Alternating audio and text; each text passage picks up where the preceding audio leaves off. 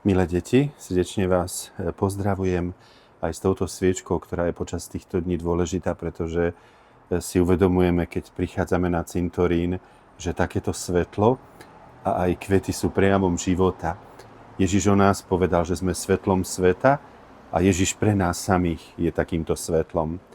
A je nedeľa po týchto sviatkoch dušičiek aj všetkých svätých a Ježiš nám dáva najdôležitejšie prikázanie.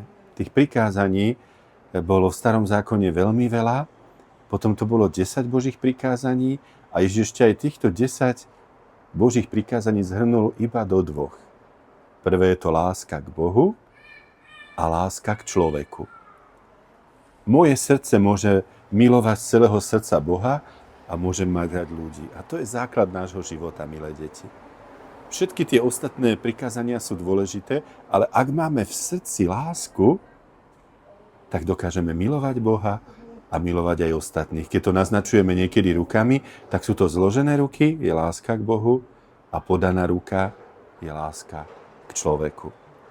A my v živote máme všelijaké pravidlá, možno aj doma máte nejaké pravidlá, v škole sú pravidlá, ale toto základné pravidlo voláme, že je to pravidlo lásky alebo zákon lásky. Ježiš nám chce povedať, že to najdôležitejšie v našom živote je láska. A aj keď niekto zomrie potom a my sa za neho modlíme, tak je to prejav lásky našej a zároveň sme si vedomí, že všetko tu na zemi ten človek, ktorý zomrie, zanechá. Všetko, nič si nezoberie. Zoberie si iba lásku a to, ako mal ten druhý človek rád druhých. A tak aj vy, deti, možno tiež niekedy sa vám nepodarí dodržať všetky pravidlá. Ale majte v prvom rade lásku.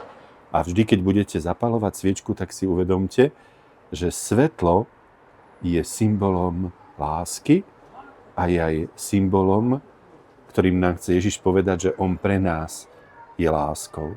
A my takéto svetlo teraz prinášame aj na naše hroby a uvedomujeme si, že všetci sme v spoločenstvách svätých. Aké krásne sú cintoríny počas týchto dní. Nie sú to smutné miesta, ale sú to miesta nádeje. Tak aj vy, deti, keď prídete k hrobu svojich možno starých rodičov, prastarých rodičov, tak okrem takejto sviečky sa môžete za nich aj modliť.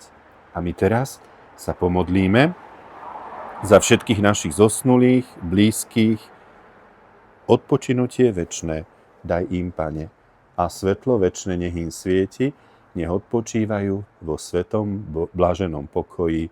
Amen. Sláva Otcu i Synu i Duchu Svätému, ako bolo na počiatku, tak nech je i teraz, i vždy, i na veky vekov. Amen. Tak majte sa krásne, deti, pozdravujem vás a tešíme sa. O týždeň sa vám znovu prihovoríme v nedeľnom zrnku. Ahojte!